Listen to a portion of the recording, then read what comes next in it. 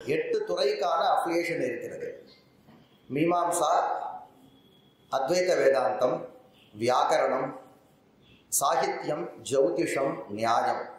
அந்த 8 துறைகளில் 8 சப்ஜெக்டில் இந்த 6 சப்ஜெக்ட் நம்ம காலேஜில் இருக்குது. 7ஆவதாக விசிஷ்டாத்வைதம் ஒன்று, 8ஆவதாக சைவாகமம் ஒன்று. இது ஏறத்தாழ 2006 இந்த கிரமம் தான் இருக்குது. 2006 இந்த கிரமம் இருக்கும். ஆனால் இந்த ஒரு 2000 வரைக்கும் 1999 அந்த வருஷம் வரைக்கும் 5 சாஸ்திரங்கள் இருந்தது. கிருஷ்ணபிரேமி சுவாமிகள் அவர்களுடைய ஒரு பெரிய அருட்கொடையின் காரணமாக 2000 அந்த வருடத்திலிருந்து ஆரம்பித்து நியாய விபாகமானது, நியாயசாஸ்திரமானது ஆரம்பிக்கப்பட்டது. 2006 சைவாகமமானது வடிவமைக்கப்பட்டு சிலபஸ்லாம் போட்டாச்சு. ஆனால் காலேஜில் அது ஆரம்பிக்க முடியல. சுவாமியினுடைய அனுகிரகத்தினால அடுத்த வருஷத்துலேருந்து ஆரம்பிக்கிறதுக்கான இருக்கக்கூடிய ஒரு சிலபஸ் புதுசாக நம்ம ஒன்றும் பண்ண போகிறது இல்லை, எல்லாமே சித்தமாக இருக்குது. அது ஆரம்பிக்காமல் இருக்கும். அது ஆரம்பிக்கிறது அடுத்த வருஷத்துலேருந்து ஆரம்பிக்கிற மாதிரி பகவானுடைய அனுகிரகம் அமைஞ்சிருக்கு. அதில் பாக்கி எல்லா சாஸ்திரங்களும் இந்த அத்தியன அத்தியாபன பரம்பரையில் இருக்குது. ஏன்னா இவ்வளவு அத்தியன அத்தியாபன பரம்பரை, குரு சொல்லித்தர்றது, சிஷ்யன் கேட்கறது, கிரமமாக கேட்கறது, அந்த பரம்பரையில் இருந்தால்தான் அந்த புஸ்தகத்தில் இருக்கக்கூடிய அது தவறுகள்லாம் களையப்பட்டு அது எப்படி பாடம் சொல்லணும் அப்படின்ற ஒரு கிரமமானது உருவாகும். அது ஒரு குரு பரம்பரை, அத்தியன அத்தியாபன பரம்பரையில் வரக்கூடியது. சைவாகமத்துக்கு இந்த சிரோமணி இதை நாங்கள் வடிவமைத்த போது அண்ணா இன்றைய தினம் முதற்கொண்டு பிரதான விஷயத்தை எடுத்து நமக்கு அருளக்கூடிய எனது சைவாகம ஆச்சாரியர் சிவஸ்ரீ வி சோமசேகர சிவாச்சாரியார் அண்ணா அவர்கள் அவருடைய குரு சந்திரசேகர சிவாச்சாரியார், இது போன்ற பழைய பிரின்சிபால் டாக்டர் NB தேவி பிரசாத் சார் அவர்கள், நான் நம்ம காளிகாம்பாள் சதீஷ் அண்ணா அவர்கள், இவர்கள்லாம் சேர்ந்து இந்த சிலபஸ் 2004-05 உருவாக்குனது. அது படின பாடன கிரமத்தில், அத்தியன அத்தியாபன கிரமத்தில் வரணும் அப்படின்னா அது அடுத்த வருஷத்துலேருந்து மாணவர்களுக்கு ஒரு சௌகரியம் ஏற்படணும். அவர்களுக்கு ஒரு ஸ்டடி மெட்டீரியல் இருக்கணும். அதற்காக என்னென்னலாம் பண்ண முடியுமோ அதெல்லாம் இந்த வருஷத்துலேருந்து நாங்கள் பண்ணிட்டு வரோம். அதில் ஒரு விஷயம், அடுத்த வருஷம் இருக்கக்கூடிய இந்த சிரோமணியில் இருக்கக்கூடிய சிலபஸில் என்னென்ன புஸ்தகங்கள்லாம் இருக்கோ அதெல்லாம் மாணவர்களுக்கு தெரிவிக்கணும் அப்படின்றதுக்காக இந்த உபன்யாசம், மாலை வேளையில் நடைபெறக்கூடிய இந்த உபன்யாசத்தில் நீங்கள்லாம் பார்த்துருப்பீங்க யூடியூப்பில், ஸ்ரீகண்ட பாஷ்யத்தில் இருக்கக்கூடிய முக்கியமான அதிகரணங்கள், அந்த சிலபஸில் என்ன அதிகரணம் இருக்கோ அந்த அதிகரணம்லாம் நம்ம பார்த்து கிட்டத்தட்ட 4 அதிகரணம் முடிச்சிட்டோம். முதல்ல 3 அதிகரணம், அதுக்கப்புறம் பின்னாடி இருக்கக்கூடிய பாசுபதாதிகரணம்னு 4 அதிகரணம் முடிச்சிருக்கோம். நிறைய கிரந்தங்கள் இருக்கு. இந்த சிவாகம சிரோமணியில் சைவ சித்தாந்தம் மட்டுமல்லாமல் சிவாத்வைத்தம் தொடர்பான புஸ்தகங்களும் வச்சிருக்கோம். காஷ்மீர சைவம் தொடர்பான புஸ்தகங்கள் எல்லாமே வச்சிருக்கோம். பக்தி கிரந்தங்கள், சிவ அஷ்டோத்திர சதநாமத்தினுடைய பாஷ்யம் நீலகண்ட தீட்சிதர், இது போல பல விஷயங்கள் வச்சுருக்கோம். இதெல்லாம் மாணவர்களுக்கு இதை கொண்டு வரணும் அப்படின்னா ஒரு ஸ்டடி மெட்டீரியல் மாதிரி யூடியூப்ல அது அவைலபிளாக இருக்கணும், புஸ்தகங்களும் அவைலபிளாக இருக்கணுன்றதுக்காக நிறைய பேர் அவர்கள் நன்கொடை மூலமாக இந்த காரியங்கள்லாம் நடைபெற்று வருகிறது. அதில் இன்றைய தினம் அஷ்டப்பிரகரணம்னு நீங்கள் கேள்விப்பட்டிருக்கீங்க. நம்ம இப்போ இன்றைய தினம் பார்க்கக்கூடிய இந்த விஷயமானது சைவ சித்தாந்தம்ன்ற தலைப்பில் வரும். சில வார்த்தைகள்லாம் சாமாஜிகர்கள், இந்த பிரேட்சகர்களுக்கு ஆடியன்ஸுக்கு சில விஷயங்கள்லாம், இந்த வார்த்தைகள்லாம் புது வார்த்தையாக இருக்கும். இந்த புது வார்த்தையை கேட்கும் பொழுது நம்ம மூளை அதை கிரகிக்காது.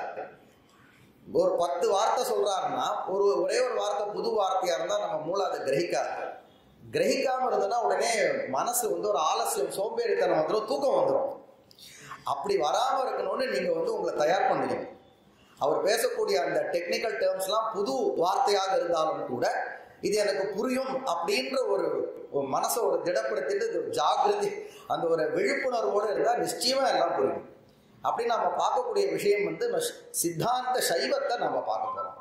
சித்தாந்த சைவத்தில் அஷ்டப்பிரகரணம்னு 8 பிரகரண நூல்கள், பிரகரணம்னா அடிப்படையாக இருக்கக்கூடிய நூல்னு நாம் வச்சுக்கலாம். அந்த அடிப்படையாக இருக்கக்கூடிய நூலில் முதல் நூல் நாம் இன்று பார்க்கக்கூடியது தத்துவ பிரகாஷகான்.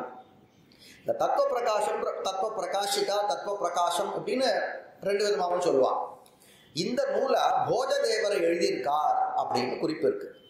போஜதேவர் கிட்டத்தட்ட 10ஆம் நூற்றாண்டு 11ஆம் நூற்றாண்டை சார்ந்தவர்னு அபிப்பிராயம் இருக்கு போஜதேவர்.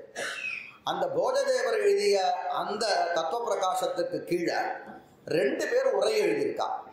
ஒருத்தர் அகோரி சிவாச்சாரியார் உரை எழுதியிருக்கார். அவருக்கு முன்னாடி குமாரதேவர்ன்றவர் உரை எழுதியிருக்கார். இந்த குமாரதேவரை இவர் கோட் பண்றார் அகோரி சிவாச்சாரியார். நேரடியாக பேரை சொல்லல.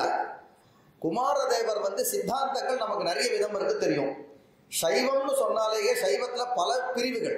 சித்தாந்த சைவம்னு சொல்றோம், சிவாத்வைத்தம்ன்றோம், பிரத்யபிஜ்ஞா சைவம்னு சொல்றோம், வீரசைவம்னு சொல்றோம், நம்ம தமிழ்நாட்டில் இருக்கக்கூடிய சைவ சித்தாந்தம்னு ஒன்று சொல்றோம். இப்படி எல்லாத்துக்குள்ளும் ஒண்ணு கிடையாது, எல்லாம் சின்ன சின்ன சின்ன பேதங்கள் இருக்கு. அப்படி அந்த குமாரதேவர் என்ன பண்ணார், அத்வைத பிரகாரமாக அர்த்தம் பண்ணிட்டார். அதை சரி பண்றதுக்காக நான் இந்த விருத்தியை எழுதுறேன்னு அகோரி சிவாச்சாரியார் குறிப்பிடுறாரு. அதுல இருந்து நமக்கு என்ன தெரியுது அப்படின்னா, நாம் இவருக்கு முன்னாடியே குமாரதேவர் எழுதியிருக்காருன்ற விஷயம் நமக்கு புலப்படுறது. அப்ப குமாரதேவர் வியாக்கியானம் முதல் வியாக்கியானம், அகோரி சிவாச்சாரியார் வியாக்கியானம் 2வது வியாக்கியானம்னு தெரியுது. இப்ப இன்றைய தினம் முதற்கொண்டு நாங்கள் கேட்டுக்கொண்டதின் பேரில் எனது ஆச்சாரியர் ஸ்ரீ சோமசேகர சிவாச்சாரியார் அண்ணா அவர்கள் இந்த தத்துவ பிரகாசம் அந்த மூல ஸ்லோகங்கள் மட்டும், அதற்கான முக்கியமான அர்த்தங்கள், அகோரி சிவாச்சாரியார் பிரகாரம் இருக்கக்கூடிய முக்கியமான அர்த்தங்கள், அதை சொல்றதுக்காக அவர் ஒத்துண்டிருக்கார். இந்த காரியங்களை எப்படி நடத்துறது அப்படின்னா, மகா வித்தியாலயத்துல கலாசாலையில் நிறைய காரியங்கள் பண்ணிட்டு இருக்கோம். அந்த காரியக்கிரமத்தோடு இதை சேர்க்க முடியாது. அதனால இது ஒரு உபன்யாசம் மாதிரி கொண்டு வரலாம் அப்படின்னு நினைச்ச போது, திருவண்ணாமலையில் இருக்கக்கூடிய சைவசாஸ்திர பிரச்சார சபா, அந்த சபையானது ஏறத்தாழ ஒரு 7-8 வருஷங்களாக நடந்து வருகிறது.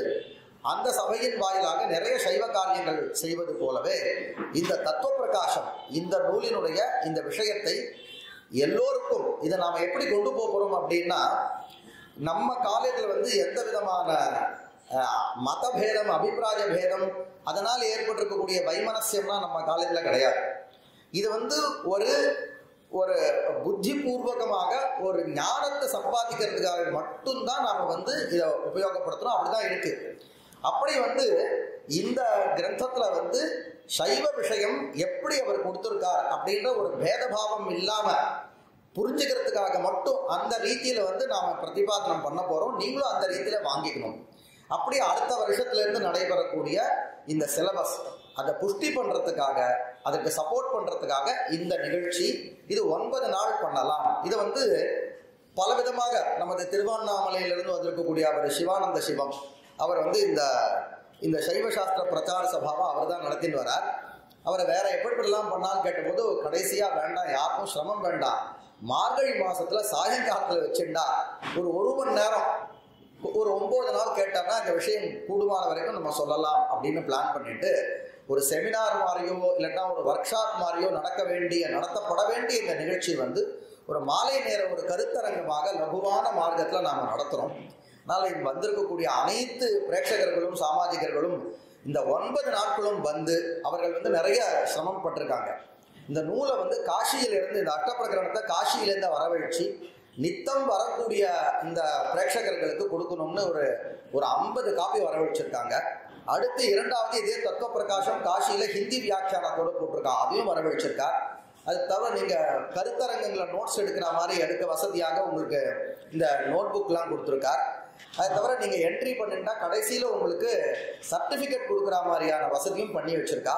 எனவே சென்னை சம்ஸ்கிருத கல்லூரி சைவசாஸ்திர பிரச்சார சபா இருவரும் இணைந்து நடத்தக்கூடிய ஒரு ப்ரோக்ராம். 9 நாட்கள் நடக்கக்கூடிய நிகழ்ச்சியா இருக்கிறதுனால சைவாகம நவாகோத்சவம்னு நமக்கு கொஞ்சம் ஒரு உற்சவம்னா நமக்கு ரொம்ப பிடிக்கும் இல்லையா?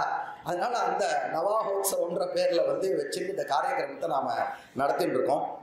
போஜதேவர் எழுதக்கூடிய இந்த தத்துவ பிரகாசம் நீங்க அண்ணா 9 நாட்களும் நமக்கு இத பாட்டன ரீதியில தான் இருக்கணும்னு இருந்தாலும் உபன்யாசமும் கலந்தாற் போல இருக்கலாம். ஏன்னா உபன்யாசத்துக்கு வேற ஒரு சைலி, பாடம் சொல்லித்தரதுன்னா வேற ஒரு சைலி அது. ஆனால் ரெண்டும் கலந்தாறு போல இந்த நிகழ்ச்சியை நடத்துவதற்காக அண்ணா அவர்கள் சித்தமாக இருக்கிறார்கள்.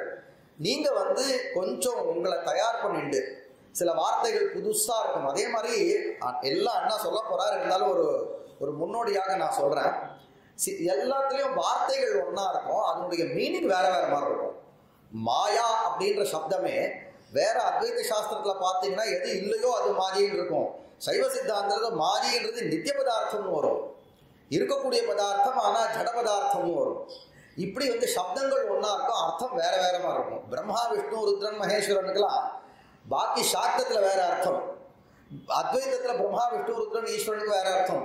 இங்கே பார்த்தா பிரம்மா விஷ்ணு ருத்ரன்லாம் பசு கோஷ்டியை சேர்ந்தவான்னு சொல்ல போகிறான். இப்படி இதை கவனிக்கும் பொழுது அண்ணாவே எல்லாம் சொல்லுவார், கொஞ்சம் எனக்கு புரியும் அப்படின்ற ஒரு மனசை திடப்படுத்திட்டு நீங்கள் வந்து கவனிக்கணும்.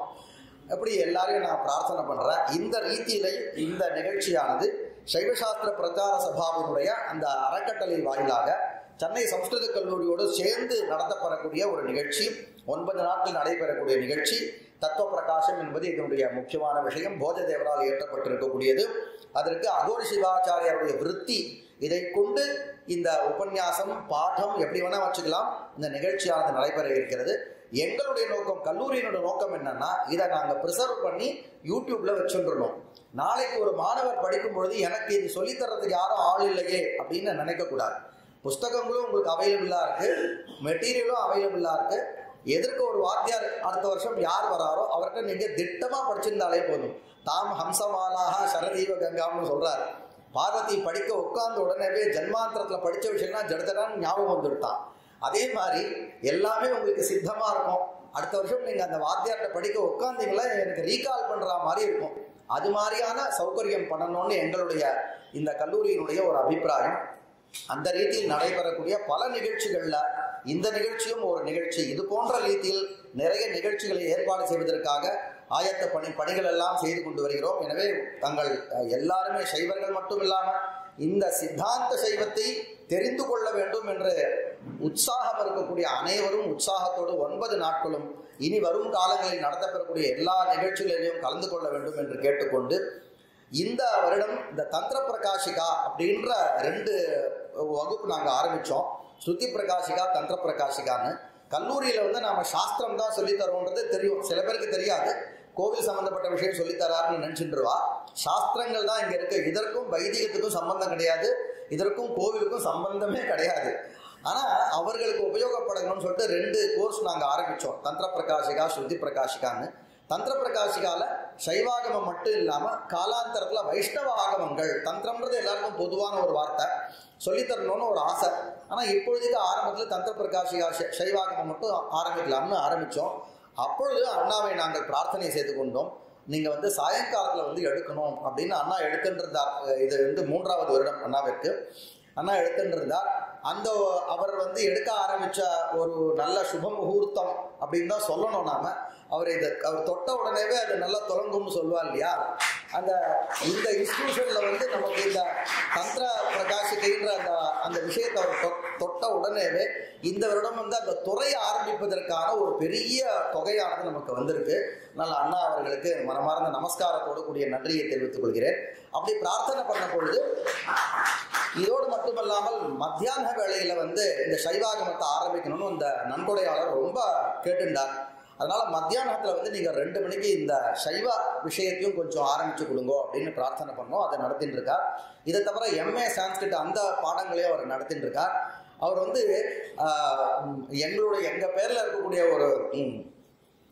ஒரு அன்புனால வந்து என்ன சொன்னாலும் சரின்றார். இல்லைன்னா ரொம்ப சிரமம், வாஸ்தவத்தில் வேற யாரும் ஒத்துக்க மாட்டா.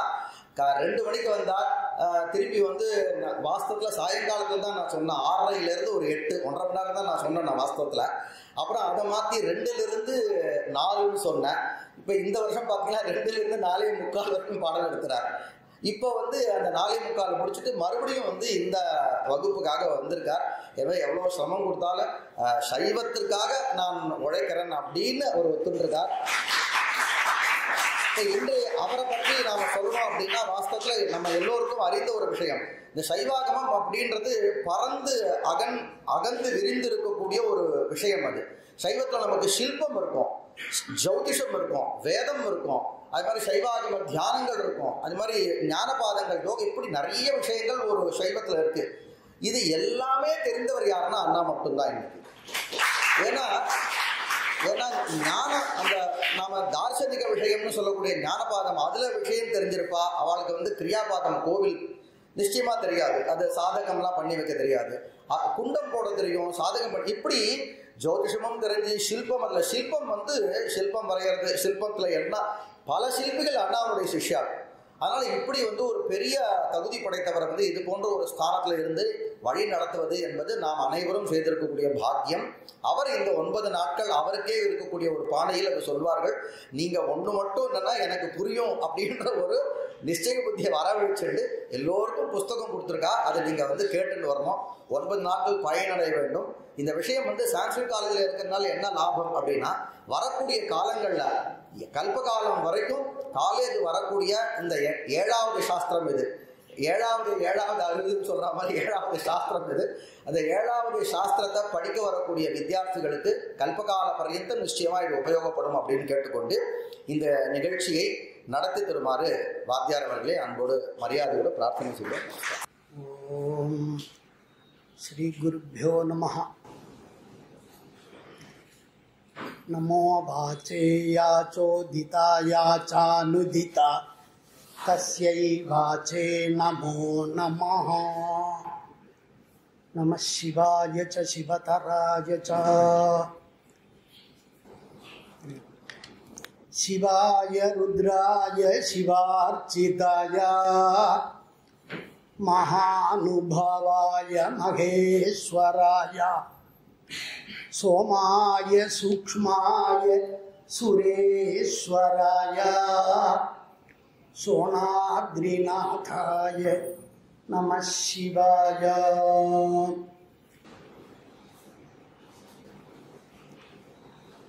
சதாசிவமனந்தஞ்ச ஸ்ரீகண்டம் புனரம்பிகா குகம் விஷ்ணும் ச தாதாரம் குருன் சப்தசமாஸ்ரயே.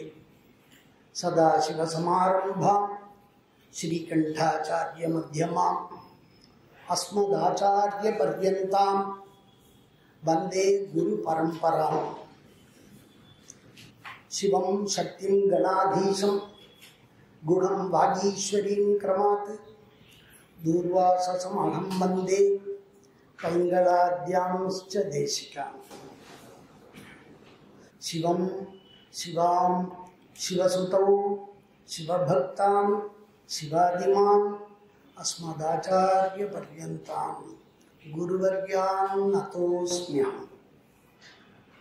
அஜ்ஞானதிமிராந்தஸ்ய ஞானாஞ்சனசலாகயா சக்ஷுः உன்மீலிதம் ஏன தஸ்மை ஸ்ரீ குரவே நமः.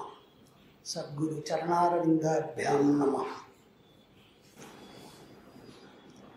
திருச்சிற்றம்பலம். அரஹர நம பார்வதி பதயே. தென்னாடுடைய சிவனே போற்றி. காவாய் கனகத்திரளே போற்றி.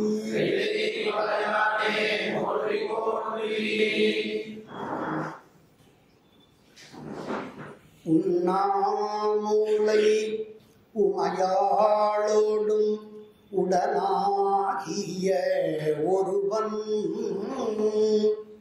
பெண்ணாகிய பெருமான் மலை திருமாமணி திகழ மண்ணார்ந்தன அருவி தீரள் மழலை முழவதீரும் அண்ணாமலை தொழுவாருவினை. அண்ணாமலை தொழுவாருவினை வழுவா வண்ணம் அருளே.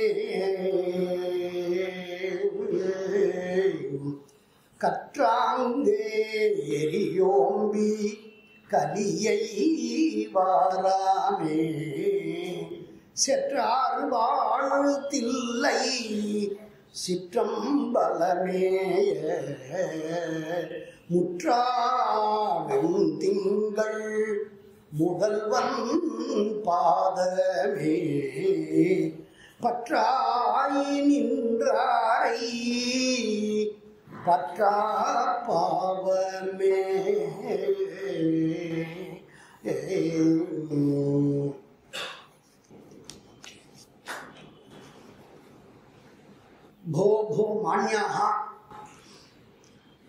पण्डितप्रकाण्डाः विद्वत्तल्लजाः एतत् कलाशाला प्राध्यापकप्रवराः एतत् संस्थापनस्य निर्वाहकाः तद्वत् अरुणाचलक्षेत्रस्य शिवशास्त्रप्रचार सभा निर्वाहकाः अस्याः सभायाः निर्वाहकाः सर्वेभ्यः मदीयां प्राथमिकीं प्रणतिं निवेद्य अत्र समागतेभ्यः छात्रशिरोमणिभ्यः पाठशालायाः आगतवद्भ्यः माणवकेभ्यः अन्येभ्यः श्रोतृभ्यः महिलामणिभ्यः मदीयां हार्दिकीं आशीः निवेद्य संस्कृत कलाशालायाः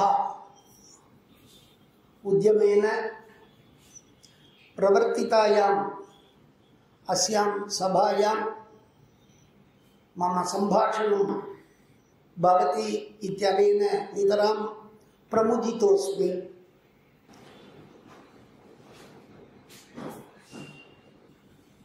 अत्र शैव सिद्धांत विषये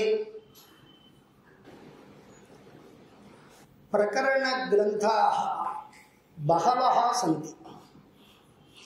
तेषु ग्रंथेषु मध्ये अष्टानां प्रकरणानां समाहारेण अष्टप्रकरणम् इति नाम्नैव प्रकाशितम् एकं पुस्तकं सर्वैरपि नितराम् आद्रियते। तेषु प्रकरणेषु आद्यं प्रकरणं तत्त्वप्रकाशाख्यं प्रकरणम्। एतत् प्रकरणम् अधिकृत्य प्रवचनं कर्तव्यमिति मां प्रेरितवद्भ्यः प्रांशुपालादि प्रमुखेभ्यः नितरां मदीयाः आशिषः निवेद्य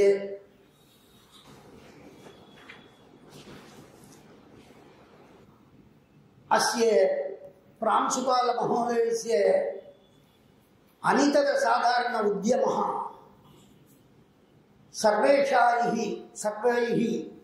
अपि श्लाघनीयः, सर्वेषामपि फलप्रदः इत्यत्र न कापि विप्रतिपत्तिः। अस्य ग्रन्थस्य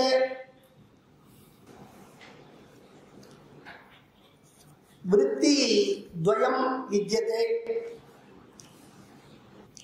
सिद्धान्त शैवागम विभागे दक्षिण भारत संप्रदाय आचार्याणाम् उपदेशान् अवलम्ब्य अस्मिन् ग्रन्थे सिद्धांत विषयाः सम्यक् प्रतिपादिताः वर्तन्ते। ग्रन्थस्य कर्ता भोजदेव नृपतिः महाराजा स तु उत्तुङ्गशिवाचार्यस्य शिष्यः। सुविशदम् अस्य देशं न ज्ञायते। अनेन भोजदेवेन विरचितः तत्त्वप्रकाशः, तत्त्वप्रकाश इत्येव नाम सर्वत्र विद्यते। केचन तत्त्वप्रकाशिका इति अस्य ग्रन्थस्य नामान्तरमपि वदन्ति। शैवागमेषु पदार्थत्रयं विस्तरेण उपदिष्टं विद्यते। तदेव अस्मिन् ग्रन्थे तत्त्वशब्देन गृहीत्वा त्रिपदार्थं प्रकाशयितुम् आचार्यः इमं ग्रन्थं प्रणिनाय। अष्टप्रकरणेषु शैव सिद्धांत मार्गस्थाः ये ते द्वैतवाद शैवागमय ग्रन्थान् अधिकृत्य शैव आगमीयं दर्शनं पठन्ति। अत्र शैव सिद्धांत शब्दस्य शिव संबंधः विद्यते इति अस्य समयस्य शैव इत्यनाम। सिद्धांत पदस्य अर्थः अघोरशिवाचार्येण सम्यक् प्रतिपादितः। पंकजादि शब्दवत् योगरूढ्या शिव प्रणीतेषु कामिकादि अष्टाविंशति आगमेषु दशाष्टादशसु तंत्रेषु प्रसिद्धः। तदुच्यते स्वतंत्रो दशधा पूर्वं तथा अष्टादशधा पुनः कामिकादि समाख्याभिः सिद्धः सिद्धांत संज्ञितः इति। सिद्धांत शैवाः द्वैतवादिनः सत्कार्यवादिनश्च। तत्र पतिपशुपाशाख्य तत्वत्रयस्य सर्वाम्येन पार्थक्यं मन्यन्ते।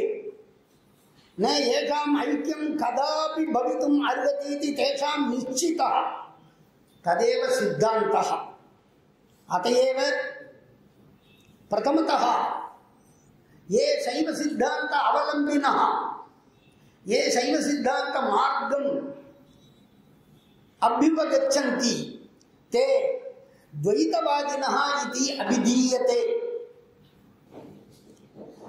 अष्टप्रकरणानां नामानि तत्त्वप्रकाशः, तत्त्वसंग्रहः, तत्त्वत्रयं, भोगकारिका, नादकारिका, मोक्षकारिका, परमोक्ष निरासकारिका, रत्नत्रयम् इत्यादिकम्। एतेषु तत्त्वत्रय शब्दस्य शंभु पुरुषे माया इति तत्त्वत्रयं त्रितयमपि उच्यते। रत्नत्रयाख्ये ग्रन्थे बिन्दुः शक्ति शिवाख्ये त्रितयं रत्नत्रयमिति उच्यते। परन्तु अत्र तत्त्वशब्देन तत्त्वमसि इति महावेदवाक्य अर्थस्वरूपतया तत्शब्दस्य ब्रह्मम् इत्यर्थः। त्वम् इति पदस्य पशुरत् अर्थः। असि इति पदस्य पाशत्वेन सपासः समलः असि त्वम् इति। त्वम् शब्द युष्मत् शब्द पदस्य सत्वेपि असि इति पदस्य अतिमुख्यता पाशत्व सपास पाश विशिष्टः एकः आत्मा। तस्मात् उच्यते पशुपतिरिति। पशुत्वयुक्तः यः सः पशुः। पशुत्वेन युक्तत्वादेव बद्धात्मनः पशु इति उच्यते, न तु मुक्तात्मनां पशु इति शब्दव्यवहारः। तद्वत् पशूनां पति इति श्रुति प्रसिद्धतया त्रिपदार्थं शैवागमेषु उक्तं प्रसिद्धं भवति। अष्टप्रकरणानि अपि पुस्तकानि प्रकाशितानि वर्तन्ते उपलभ्यन्ते अष्टप्रकरणान्तर्गत आर्यावृत्तमिलित पंचसप्तति पद्यमयी एषा तत्त्वप्रकाशिका अस्यां च शिवागम ज्ञानपाद प्रतिपादितानि षट्त्रिंशत् तत्त्वानि सुविशदं निरूपितानि वर्तन्ते। एतत् प्रकरणस्य कर्ता श्री भोजदेव नृपतिः एतत् ग्रन्थश्लोकानि विद्यारण्य यतीन्द्रः प्रणीत कृतत्वानि कुमारदेवेन सूत संहिता व्याख्याकारेणापि उद्धृताः वर्तन्ते। अस्य ग्रन्थस्य श्रीजन्या लघ्वी स्फुटा इति नामेन लघ्वी वृत्तिः श्रीमद् अघोरशिवाचार्येण विरचिता वर्तते। अस्य प्रकरणस्य द्वितीय व्याख्याकारः श्रीमद् अघोरशिवाचार्यः। अघोरशिवाचार्यात् पूर्वं कुमारदेवः अस्य तत्त्वप्रकाशिकया प्रकाशस्य व्याख्याता आसीत्। तस्य व्याख्यानस्य नाम तत्त्वार्थदीपिका इति विद्यते। एवं ग्रन्थस्यास्य वृत्तिद्वये सत्त्वेपि अस्मिन् नवाहोत्सवे अस्माभिः अघोरशिवाचार्य वृत्तिम् अनुसृत्य तत्त्वप्रकाशिका श्लोकानां तत्त्वार्थं भावार्थं च जानीमः।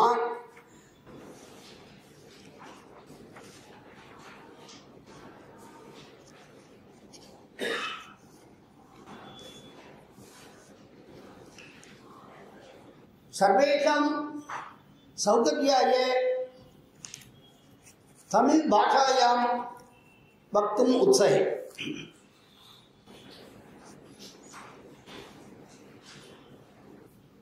சைவத்தின் மேற்சமயம் வேறில்லை அதில் சார் சிவமாம் தெய்வத்தின் மேல் தெய்வம் இல் எனும் நாள் மறை செம்பொருள் வாய்மை வைத்த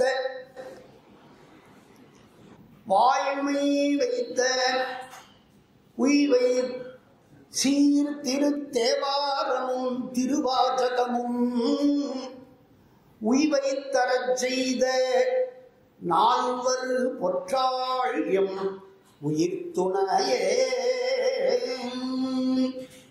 அக்ராதி கிளீஸ்வர பசுருதி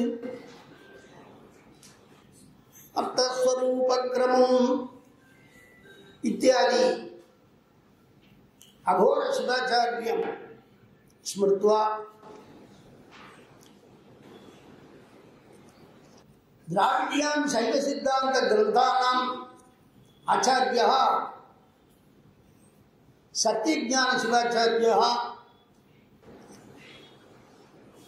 வேதத்தின் மெய்ப்பொருளை விமலனருள் நந்திக்கு போதித்த சிவஞான போதத்தை குருமரபால் ஓதி தேர்ந்து அருந்தமிழால் எமக்குணர்த்தி எம் முனம் சேதித்த மெய்கண்ட தேவனடி சிந்திப்பாம் கல்லால் நிழல் மலை வில்லார் அருளிய பொல்லார் இணை மலர் நல்லார் புனவர்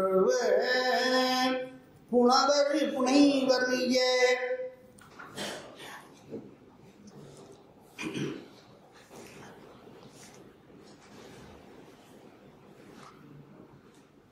சைவ சமயத்திலே பல வகைகள் இருந்தாலும் காமிகம் முதலான 28 சிவாகமங்கள் சித்தாந்தம் என்ற ஒரு தனி சிறப்பை உடையவர். அப்படிப்பட்ட அந்த சித்தாந்த நூலானது 4 பாதங்களை உடையவை. சர்யாபாதம், யோகபாதம், கிரியாபாதம், ஞானபாதம் என்று. அவற்றில் ஞானபாதம் என்பது தலையாய பகுதியாக விளங்குகின்றது. வேதங்களுக்கு உபநிடதங்கள் இருப்பதைப் போல சிவாகமங்களுக்கு ஞானபாதமானது விளங்குவதாலே பல ஆச்சாரியர்கள் இந்த ஞானபாதத்திற்கு உரை எழுதியிருக்கிறார்கள். இந்த ஆகமங்கள் 4 பாதங்களோடு 3 பதார்த்தங்களை நமக்கு தெளிவாக விளக்குகின்றன. அவை பதி, பசு, பாசம் என்பவை. அதாவது நாம் காணுகின்ற உலகம், நாம் என்கின்ற ஆன்மா, நம்மையெல்லாம் இயக்குகின்ற இறைவன். இறைவன் உயிர் தலை என்று சொல்வார்கள். இந்த 3 பொருளை இறைவன் படைப்பு காலத்திலே எல்லா உயிர்களும் உய்ய வேண்டும் என்பதற்காக கருணையினாலே வேதாகமங்களாக வெளிப்படுத்தினார். இவை இரண்டிலும் பொதுவாக விளங்கக்கூடியது வேதம். அதிலே பல சமயங்களும் அதிலே போதிக்கப்படும்.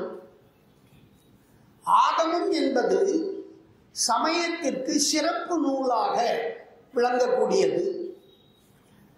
அதிலே பிரம்மம் என்பது என்ன என்பதற்கு தெளிவான ஒரே முடிவு கூறி அந்த பிரம்மத்தை அடைவதற்கான நெறிமுறைகள் தெளிவாக எடுத்து கூறப்பட்டிருக்கிறது.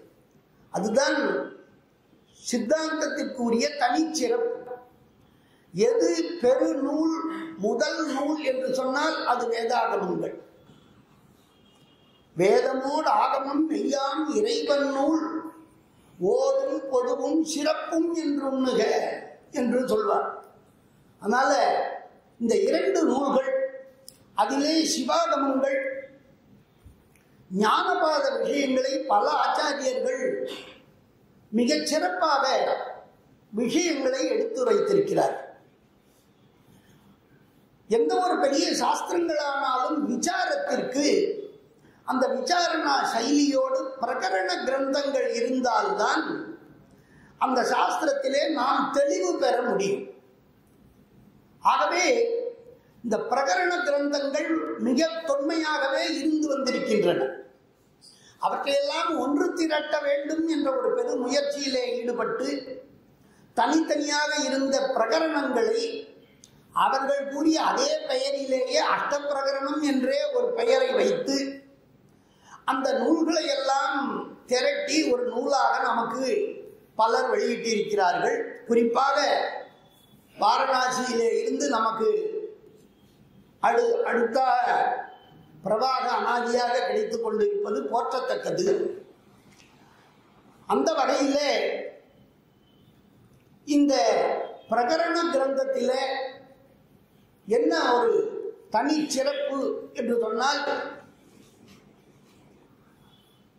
எதை எடுத்துக்கொண்டோமோ அதை தெளிவுபடுத்துகிற ஒரு தனி சிறப்பு உடையது. சைவ சமயத்திற்கு 4 ஆச்சாரியர்கள் இருப்பதைப் போல இந்த 8 பிரகரணத்தையும் இயற்றியவர்கள் 4 பேர். அது ரொம்ப அமைப்பாக அமைந்திருக்கிறது. இந்த தத்துவ பிரகாசத்தை போததேவர் எழுதியிருக்கிறார். அதே போன்று ஸ்ரீகண்ட சூரி என்பவர் அந்த நூல்களை எழுதியிருக்கிறார். அதே போல் ராமகண்டர் என்பவர் ஒரு நூலை எழுதியிருக்கிறார். மற்ற 5 நூல்களை சத்யோஜோதி சிவாச்சாரியார் இயற்றியிருக்கிறார். இப்படி இந்த 4 பேரும் 8 பிரகரண நூல்களை எழுதியிருக்கிறார்கள். இதிலே சைவ சித்தாந்தத்திலே இந்த தத்துவங்களை பற்றி சிறப்பாக கூறியது போஜதேவர். அவர் பெரிய மகாராஜா, மகா சிவ பக்தர், பல நூல்களை இயற்றியிருக்கிறார். அதிலே நம்மால் கொண்டாடக்கூடியது இந்த தத்துவ பிரகாசம். அப்படிப்பட்ட இந்த நூலுக்கு குமாரதேவர் என்பவர் தாத்பரிய தீபிகா என்ற ஒரு உரையை செய்திருக்கிறார். அதனை அடுத்து அதனை தொடர்ந்து அதிலே மாயாவாத வாசனைகள், வாசனாரூபமான பிரகாராந்தரமான போதனைகள் இருப்பதை கண்ணுற்ற அகோர சிவாச்சாரியார் நம்ம தென்னகத்திலே பின்பற்றப்பட்டு வருகின்ற தீட்சை முறைகளையும் கருத்துக்களையும் பிரயோகங்களையும் சீர்தூக்கி அகோர சிவாச்சாரியார் பல நூல்களை எழுதியிருக்கிறார். மிருகேந்திராகமத்திற்கு உரை எழுதியிருக்கிறார். பல நூல்களுக்கு உரை எழுதிய காரணத்தினாலே அந்த கருத்துக்களை சீர்தூக்கி பார்த்து இதிலே உரையாக நமக்கு தெளிவாக அகோர சிவாச்சாரியார் இந்த தத்துவ பிரகாசத்திற்கு உரை தந்து நமக்கெல்லாம் அருள் இருக்கின்றார்கள்.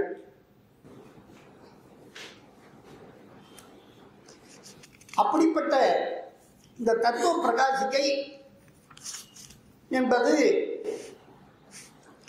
இப்பொழுது ஆரம்பமாக இறை வணக்கத்தோடு நூலாசிரியர் துவங்குகின்றார்கள். உரையாசிரியர்களும் மங்களாதீனி மங்கள மத்தியானி மங்களாந்தானி சாஸ்திராணி பிரதந்தே என்று சொல்வார்கள். சிவன் என்று சொன்னாலே மங்களம் என்று அர்த்தம்.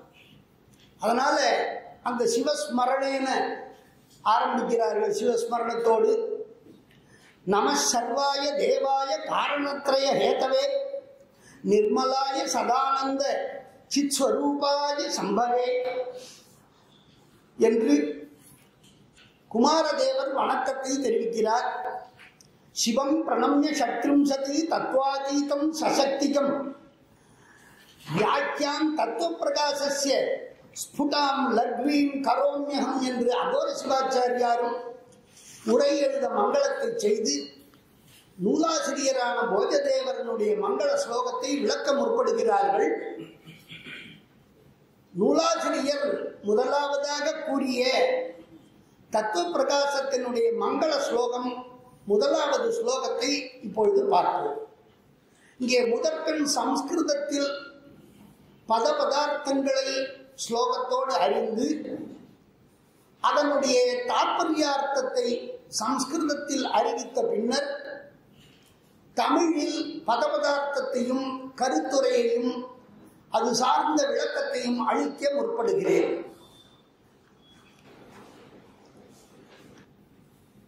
அனேன பிரதம ஸ்லோகேன கிரந்தகர்த்தா போஜதேவः பரமசிவ ஸ்தௌதி சித்கணயேகோ வியாபி நித்யः சதோதித பிரபு சாந்தः ஜயதி ஜகதேக பீஜம் சர்வானுக்ராஹக சம்புः. அன்வயக்கிரமேண பதபதார்த்தः சித்கணः ஞானக்ரியாசக்தி சரீரை ஏகः அத்விதீயः வியாபி சர்வகதः சர்வவஸ்துஷு வர்த்தமானः இத்யர்த்தः. வியாபி சர்வத்ர வித்யமானः, நித்யः ஆத்யந்தரஹிதः அநாதிः அனந்தः அவிநாசி இத்யர்த்தः. ஆதிரஹிதः அந்தரஹிதः தஸ்மாதேவ அநாதிः இத்யுச்யते. சததோதிதः சததோதிதः சர்வத்ர சர்வேஷாமபி ஸ்வதந்திரதயா அனுக்ராஹகः நித்யமுக்தः இத்யர்த்தः. சததோதிதः இதி பதஸ்ய நித்யமுக்தः சதா விமுக்தः கேனாபி சஹ விமுக்தः ந பவதி. स्वतः एव अनादि विमुक्तः स्वभावमुक्तः इति अत्र अर्थः. प्रभुः इत्युक्ते स्वामी इत्यर्थः. प्रभवनशीलः प्रभुः प्रभु शब्दस्य केनापि अप्रमेयः प्रेर्यः केनापि न प्रेर्यः इत्यर्थः अनितर प्रेर्यः स्वतन्त्रः इति प्रभु शब्दस्य विशेषार्थः एतत् सर्वमपि पतिलक्षणं विशेषणतया उच्यते प्रभुः तदनन्तरं शान्तः इति विशेषणं पतिपदार्थस्य रागद्वेषरहितः यस्य रागद्वेषम् उभयमपि नास्ति तस्यैव शान्तिः भवेत् तस्मादेव शिवस्य शान्तः इति विशेषणं रागद्वेषरहितः अमलः मलरहितः निर्मलः इत्यर्थः तदनन्तरम् उच्यते जगदेकबीजम् अस्य चिरचित् प्रपञ्चस्य एकबीजम् बीजम् इत्युक्ते कारणम् इत्यर्थः स एव कारणभूतः कीदृशकारणम् इति उत्तरत्र पश्यामः निमित्तकारणः उपादानकारणं वा निमित्तकारणं वा इति वक्ष्यते जगदेक बीजः जगतः निमित्तकर्ता प्रपंचोत्पत्ति बीजः तस्मादेव उच्यते कारणभूतः इति जगत् कार्येन अनुमेयः निमित्त हेतुभूतः शिवः किंच सर्वानुग्राहकः सर्वेषामपि अनुग्रहं करोति एषः पतिः अनेनैव अनुग्रहं प्राप्तुं शक्यते विनान्यैः अनुग्रहं कर्तुं शक्यते इति ज्ञेयः तस्य शम्भुः इति नाम अस्य नाम्नः विशेषार्थः शम्भुनक्ति इति शम्भुः सर्वेषामपि मङ्गलं ददाति भुजपालन अव्यवहार्यो भुङ्क्ते शम्भुनक्ति इति शम्भुः सर्वेषां मङ्गलं ददाति मङ्गलतया तान् पोषयति तस्मादेव शिवस्य शम्भुरिति नाम शम्भो इति अस्माभिः सम्बोधनेन स्मर्यते शश्वत् तादृशः शम्भुः शङ्करः परमेश्वरः परमश्चासौ ईश्वरः तदुपरि कोऽपि नास्ति स एव परमेष्टि परात्परः यस्मात् परतरो नास्ति सः शम्भुः परमेश्वरः शङ्करः शिवं करोति इति शिवङ्करः मङ्गलप्रदायकः तादृशः शम्भुः जयति सर्वोत्कर्षेण वर्तते सर्वोन्नत्येन विराजते अस्मिन् ग्रन्थे सर्वोत्तम महिम्ना देदीप्यते इति वदति ज्ञानरूपः इति अनेन विशेषणेन कर्म काल उभयोः वत् जडत्वं विना सः सिद्धः तस्मादेव चित्स्वरूपी ज्ञानस्वरूपः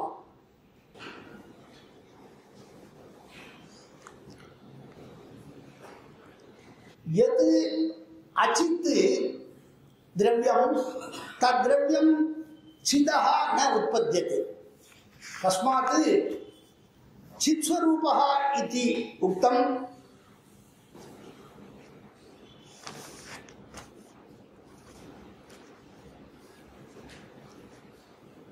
இந்த முதலாவது ஸ்லோகத்திலே சித்கணஹ चिद्गन एको व्यापी नित्य सततोदित प्रभु शांतः ஜயதி ஜகதேக பீஜம் சர்வானுகிராக சம்பு. சித்தனஹா என்பதற்கு மெய் அறிவு பேராற்றல் வடிவமானவர் மேனியர், உடலை உடையவர். ஞானமே வடிவமானவன் இறைவன் என்று சொல்லப்படும். கல்வி ஞான கலைப்பொருள் ஆயவன் எல்லாம் இறைவனை ஞான வடிவமாக நமது சைவ சித்தாந்தம் சொல்லும். இறைவனுக்கு என்ன உருவம், இறைவனுடைய லட்சணம் என்ன என்றால், பதி லட்சணம் சைவ சித்தாந்தத்தில் 2 வகையாக பேசப்படுகிறது. ஒன்று ஸ்வரூப லட்சணம், மற்றொன்று தடஸ்த லட்சணம். ஸ்வரூப லட்சணம் என்பது சகுணமாக உருவமாக சொல்வது. தடஸ்த லட்சணம் என்பது நிர்குணமாக எங்கும் நீக்கமர நிறைந்திருக்கும் நிலையிலே, அருவ நிலையிலே சொல்லக்கூடியது. இப்படியாக இறைவனை நாம் 2 வகையிலேயும் ஏற்றுக்கொண்டிருக்கிறோம். இங்கே முதலிலே அவனை கூறுகின்றார். கடவுள் எப்படி இருக்காருன்னா சச்சிதானந்த சுரூபி, சத்து சித்து ஆனந்தம், சத்தியம் ஞானம் அனந்தம் பிரம்மா இது ஸ்ருதி ததேவ ஆகமதி வேதாகமயோ பேதம் ந பவதி. தஸ்மாத் சித்கனஹா என்பதற்கு மெய்ஞானமே வடிவமான, சிவஞானத்துக்கு மேல ஒரு ஞானம் கிடையாது. அப்படி ஞானமே வடிவமாக திருமேனியாக கொண்டவர். அதனால்தான் இவருடைய உடலுக்கு வித்யாதேகம்னே பேர். வித்யான்னா சக்திமயமான மந்திர வடிவம், நாதஸ்வரூபம். அடுத்ததாக 2வது தொகை சொல்லாக சொல்லப்படுவது அத்விதீயா ஏகஹா. இந்த பதி என்கிற பொருள் இந்த ஸ்லோகத்தினாலே முப்பொருளிலே முதலாவது பதார்த்தமாக விளங்கக்கூடிய பதி என்பதை வணங்குகிறார் நூலாசிரியர். அந்த பதி என்பது இறைவன், அவனுடைய தன்மைகளை எடுத்துரைக்கிறார். எப்படிப்பட்ட இறைவன் விளங்குகிறார், அவரை நாம் மனதிலே இருத்தி நம் மனதுக்குள்ளே அவரை வரவழைத்து வணங்குவோம் என்று கூறுகின்றார். ஏகஹா சிவ ஏகோ ஜேயா சர்வமன்யன் பரித்யஜ்யான் அதர்வசிகா. பிரம்ம சப்தத்துக்கு வேதங்களில் பல தெய்வங்களை பிரம்மம் என்று சொல்லுகிறது. வருணன், வாயு, அக்னி, சோமம் எல்லாருமே பிரம்மமாக சொல்லப்படுகிறார். பிரம்மா, விஷ்ணு எல்லாரும். ஆனால் சைவ சித்தாந்தத்தில் பிரம்மம் என்று சொன்னால் ஒன்றே ஒன்றுதான், அது சிவம். அது உருவமே கிடையாது, நாமமும் கிடையாது. நம்ம வச்சிருக்கோம் சிவம்னு பேர். இந்த பிரம்மத்துக்கு தான் சிவம்னு பேர். அது அந்த பதி பதார்த்தம் ஒன்றா பலவாங்கிற வினாவுக்கு இவர் இந்த ஒரே வார்த்தை சொல்லாலே பதில் கூறிவிட்டார். ஏகஹா அத்விதீயா என்று அதற்கு பொருள். அதாவது 2 ஒரே பரம்பொருள் ஆனவர், அப்படிப்பட்டவர். 3வதாக வியாபி. வியாபி என்று சொன்னால் வியாபித்திருத்தல். வியாபகம் என்றால் பரவி இருத்தல் அர்த்தம். எதைட்டாலும் சம்ஸ்கிருதத்தில் ஆனா வியாபியா இருக்கான்னு சொல்லுவான், சர்வ வியாபி. வியாபி சப்தத்துக்கு என்ன அர்த்தம்னா பரவி இருத்தல், வியாபித்தல். ஒரு ஜலத்துல ஒரு சொட்டு எண்ணெயை விட்டா அந்த எண்ணெயினுடைய இது பிந்துவாக எங்க பார்த்தாலும் ஜலம் முழுவதும் பரவி விடுது. அதுபோல வியாபகத்வாத் விஷ்ணுன்னு பேர். வியாபியம் என்று வியாபியம் வியாபகம்னு 2. அப்படியாக எது பரவி இருக்கின்றது, எது எதில் பரவி இருக்கின்றது என்பதையெல்லாம் பார்க்கணும். இவர் இல்லாத இடம்னு ஒண்ணு இல்லை, எல்லா இடத்திலையும் வியாபியாக சர்வகதா எல்லா இடத்திலும் இருப்பவர்னு அர்த்தம்.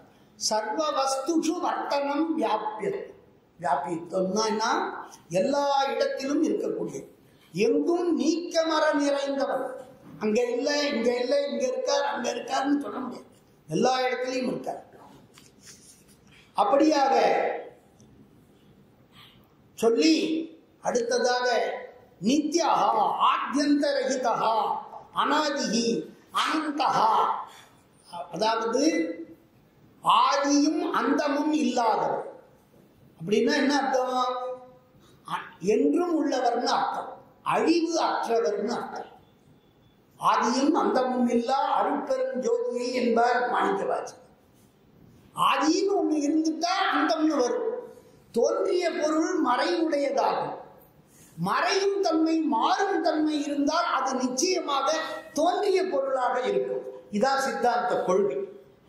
இதுல இருந்து நம்ம தெரிஞ்சுக்கணும். சுவாமி சொல்றதுல இருந்து இந்த சித்தாந்தத்தினுடைய கொள்கைகளை நாம் அறிந்து கொள்ள வேண்டும். ஆகவே தோன்றா தன்மையன் இறைவன் அதை சொல்ற. நித்யா சததோதிதா என்பதாலே எப்பொழுதுமே சுதந்திரமாக செயல்படுவோம். ஆன்மாக்கள் இப்ப பதி பசு பாசம் இது மூணுத்துக்கும் வித்தியாசங்களை நம்ம தெரிஞ்சுக்கணும். முதல்ல இவர் பதி வணக்கத்தை, இப்ப இறை வணக்கத்தை சொல்றார். இறைவனுக்கு எல்லாத்துலயும் சுதந்திரம் இருக்கு. அவருக்கே சுதந்திரம் இல்லைன்னா அப்ப நம்ம யார்கிட்ட போய் கேட்க முடியும்? பதி என்பவர் சர்வஜத்துவம் சர்வ கர்த்தத்துவம் மட்டும் இல்லை, சர்வ சுதந்திரத்துவம் உடையவர். அவர் போய் எதுக்குமே யாரையுமே டிபெண்ட் பண்ண வேண்டிய வேலையே இல்லை. அதனால அவருக்கு என்ன பெயர் என்று சொல்றார்? சததோதிதா. அவர் நினைச்சதை நினைச்ச போது எப்படி வேணாலும் செய்வார். அப்படிப்பட்டவராக சுபாவ முக்தராக விளங்குகின்றார். பிரபு, பிரபுன்னா நமக்கெல்லாம் தெரியும், சுவாமின்னு அர்த்தம். நம்ம ரொம்ப நமக்கு யார் உதவி பண்றாளோ அவளையெல்லாம் நம்ம பிரபுன்னு சொல்லுவோம். மகாபிரபு. பிரபுன்னா சுவாமின்னு அர்த்தம். சொம்னா சொத்துன்னு அர்த்தம். இந்த உலகம், இந்த தனுகரண புவனங்களையே இவருடைய சொத்தாக உடையவர். அதையெல்லாம் நமக்கு கொடுத்து அருள் பண்ணவர். அதனாலதான் அவருக்கு சுவாமின்னு பேர். சொத்தை உடையவன் சுவாமி. ஆகையினால இந்த ஆன்மாக்களை எல்லாம் தன்னுடைய சொத்தாக கொண்டு உயர்த்துகின்ற, கை கொடுத்து உயர்த்துகின்ற கருணை கடவுளாக இருக்கிறார். அதனால அவருக்கு பிரபு. பசூனாம் பதயே நமஹ. பதினா பிரபுன்றதுதான் பதி சித்தார்த்தம். மற்றவர்களுக்கு சமமும் இல்லை, மற்றவர்களுக்கு கீழும் இல்லை, அனைவருக்கும் மேலானவர் என்பதை இந்த பிரபு காட்டுகிறார். இந்த பிரபு சப்தம் எல்லோருக்குமே மேலானவர். இவருக்கு மேல் தனக்கு ஓமை இல்லாதவன், தனக்கு மேலும் ஒருவரும் இல்லாதவன் என்பதை இந்த பிரபு சப்தம் காட்டுகிறது. பிரபுங்கிறத ஒத்துண்டுட்டாலே இதான். சாந்தகா, சாந்தம்னா சாந்தியை உடையவர் சாந்தர்.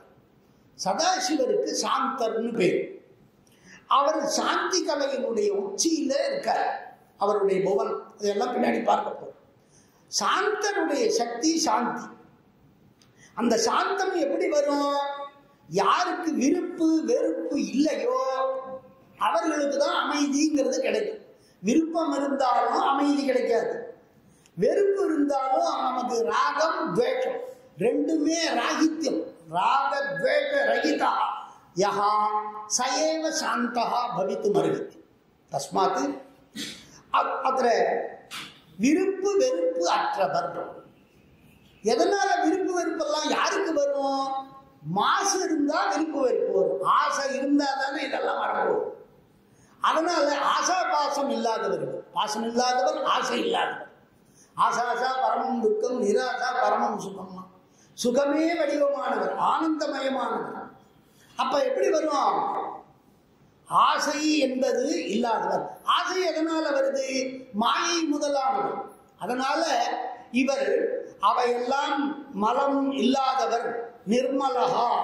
அதனால மாசற்ற ஜோதியாக அமைதி வடிவினராக இருக்கின்றார். அதாவது மலம் இல்லாதவர், மலமற்றவராக இருத்தல். மலமற்று இருத்தல்னா ஒரு காலம் இருந்து போச்சான்னா இல்லை, இவருக்கு எப்பயுமே இருந்ததே இல்லை. சுபாவ நிர்மலகான்னு அர்த்தம். அதனால சாந்தத்துவம் இவருக்கே உரிய ஒரு சிறப்பு இலக்கணம். லட்சணம்னா என்னன்னா பிரிது நின்றும் பிரித்து காட்டுவதுதான் லட்சணத்துக்கு லட்சணம். மற்றதோட ஒப்பிட்டு சொல்ல முடியாது. அனௌபம்யா அதுல்யா ஆவா இருக்கணும், அதுக்குதான் லட்சணம். அப்படி ஜெகதேக பீஜம், இந்த உலகத்திற்கு எல்லாம் ஒரே வித்தானவர். விதை போல, விதை இல்லாம எங்கேயாவது மரம் உண்டாகுமா? அப்ப இந்த எந்த ஒரு பொருள் உண்டாக வேண்டுமானாலும் ஏதாவது ஒரு காரணம் இருந்தே தீரும். ஒரு சாஸ்திர கூற்று, காரணம் வினா காரியம் கதாபி நபவதி. காரணம் என்று காரணம்னு ஒண்ணு இருந்தாதான் காரியம் ஒண்ணு உண்டாகும். இப்ப காரியத்தை நம்ம பார்த்தோம்னா இதுக்கு காரணம் இருக்குன்னு தெரிஞ்சுக்கலாம். ஆகையினால இப்ப அந்த காரணத்துக்கு காரணமே வடிவமாக இந்த இறைவன் விளக்குகின்றான். இந்த உலகத்துக்கு ஜெகதேக பீஜம். எதுக்கு காரணம்? இந்த உலகத்தை நம்ம பார்த்துட்டு இருக்கோம். இப்ப நம்ம கண்ணால பிரத்யட்சமா இந்த உலகம்ங்கிறத பார்க்கணும். இந்த உலகம் எப்படி இருக்கு? காரியமாக, காரியம்னா செய்யப்பட்ட பொருள். கட்டப்படாதிவத்து, ஒரு குடம் இருக்கு, குடத்தை பார்த்தா அது தானா உண்டாச்சுன்னு சொன்னா ஒத்துப்போமா? இல்லை, அதற்கு யாரோ ஒருவர் தயாரித்தவர் ஒருவர் இருக்க வேண்டும் என்று நாம் அனுமானத்தாலே அதை அறிகிறோம். அதுபோல இந்த உலகம் ஒரு குடத்தை போல செய்யப்பட்ட பொருளாக காரியமாக நமக்கு தென்படுகிறது. அதனாலே அந்த காரியத்துக்கு ஏக பீஜம், காரணம் ஒண்ணு இருக்கணுமே. அப்ப இந்த உலகத்தை யார் தோற்றுவித்தா? அப்ப அந்த குடத்துக்கு எப்படி ஒருவர் தயாரிப்பாளர் இருப்பாரோ அது போல இந்த உலகத்திற்கும் தோற்றுவிப்பவர் ஒருவர் உண்டு. அவர்தான் சிவம், அவர்தான் பரம்பொருள். அதனால அவர் இல்லைன்னா இந்த உலகம் உண்டாகாது. அதனால ஜெகது ஏக பீஜம். சரி, இன்னொன்னு வேற யாராவது சகாயம் இருக்குமா? ஒன்றுக்கு மேற்பட்ட துணையெல்லாம் இருக்கான்னா இல்லை, இவர் ஒருத்தர் தான். இவர் இல்லாம எதுவுமே உண்டாகாது. ஆகையினால இந்த உலகத்துக்கு ஒரே விதையாக தோன்றும் காரணமாக, தோற்றத்திற்கு காரணமாக திகழ்பவர் இந்த பதி என்கின்ற பதார்த்தமாக விளங்குகின்ற பரமேஸ்வரன். அவர் ஈஸ்வரன் சொல்றமே, அவரால் யாருக்கு என்ன பயன் என்பதை இங்கே சுற்றி காட்டுகிறார். என்னைக்குமே பயன் இல்லைன்னா நம்ம அதை பத்தி யோசிக்க மாட்டோம். பிரயோஜனம் என்ன அப்படின்னா, சர்வானுகிராகா. அவர் எப்படிப்பட்டவரா? எல்லாருக்கும் அனுகிரகம் செய்பவராக இருக்கிறார். அவருக்கு விருப்ப வெறுப்பு இல்லைன்னு முன்னாடியே சொல்லியாச்சு. யார் என்ன கேட்கிறாளோ அவளுக்கு அனுகிரகம் பண்ண, பக்குவப்பட்டவாளுக்கு, பக்குவப்பட்ட ஆன்மாக்களுக்கு அனுகிரகம் செய்பவராக இருக்கிறார். சர்வ சப்தத்தை போட்டார். அதனால பசுனாம், பசுக்கள் எத்தனை விதம்னு பின்னாடி பார்க்க போறோம். அவையினால பசுக்களுக்கு மட்டும் அனுகிரகம் இல்லை, பாசத்துக்கு கூட அனுகிரகம் பண்ணார்.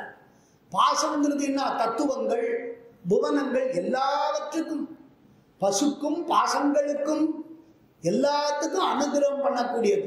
மாயை முதலான பாசங்களுக்கும் மாயை பிந்து, அதுக்கும் அனுகிரகம் பண்ணக்கூடியவர் பரமேஸ்வரன் தான். இவரு சக்தி இல்லாமல் நடக்காது. அப்படிப்பட்ட அனைத்து உயிர்களுக்கும் அருள்பவர் என்பது இதற்கு பொருள். இவ்வாறு ஐந்தொழில் ஆற்றி தயை கூர்ந்து அருளக்கூடியவர். அப்படிப்பட்டவருக்கு பெயர் என்ன? சம்பு. சம்பு என்று பெயர். பரமேஸ்வரன் மேலான தெய்வம். அதுதான் அந்த சைவம் என்று சொல்வது மேலானது. தெய்வத்துள் தெய்வம் சிவம். சிவத்தின் மேல் தெய்வம் இல்லை. நான்மறை பொருள், 4 வேதங்களினுடைய முடிவான கருத்து. வேதம் சொல்லுகிறது, ஈசான சர்வ வித்யானாம், எல்லா கலைகளுக்கும் சிவன் தான் ஈசானன். ஈஸ்வரா சர்வ பூதானாம் ஈஸ்வரா. அப்ப பன்மை, அங்க பகுவச்சனம் இருக்கு.